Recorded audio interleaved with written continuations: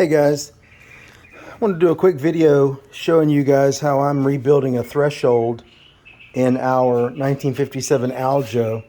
This is the bottom of the door, essentially where the door meets the camper, and like any traditional home threshold, it's got a step up. So let me set this here.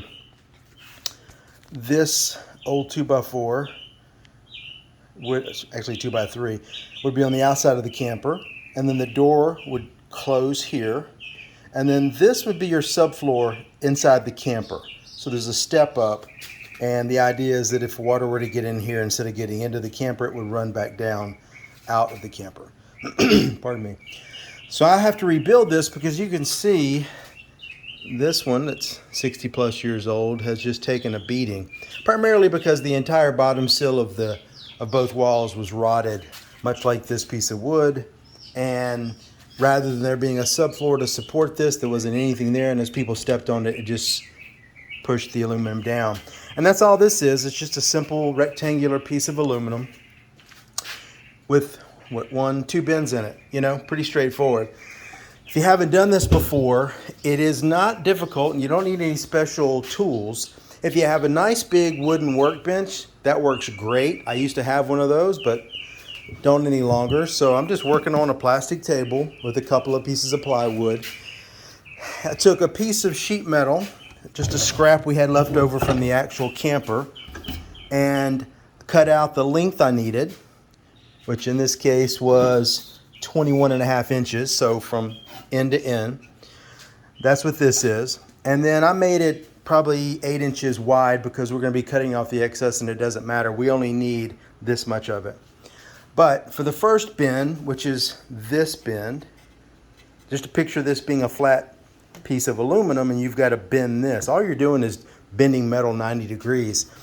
So I sandwiched it between two pieces of plywood that were slightly longer than the length I needed. This was, flat, obviously, just a few minutes ago.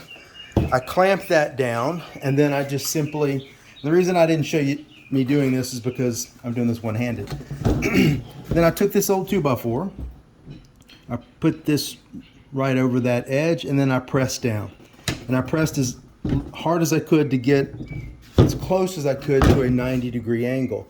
Now obviously the ends were closer to 90 than the middle because they have the clamps. You can get more pressure here. So then what I did, because this was still slightly bowed out, you can imagine, I took my trusty hammer and just a small piece of wood initially and tapped along this crease to help really define the 90 degree. That got me 90% there.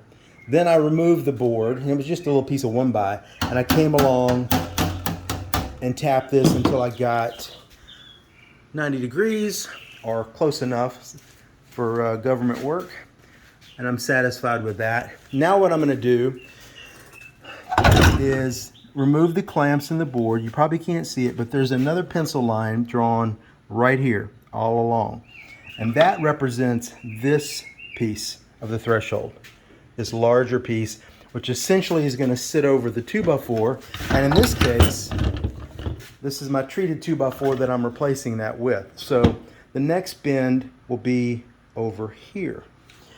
And I'm just going to repeat the process. I'm going to take all the clamps off. I'm going to replace them on this side, clamp it down, and then bend the whole thing forward.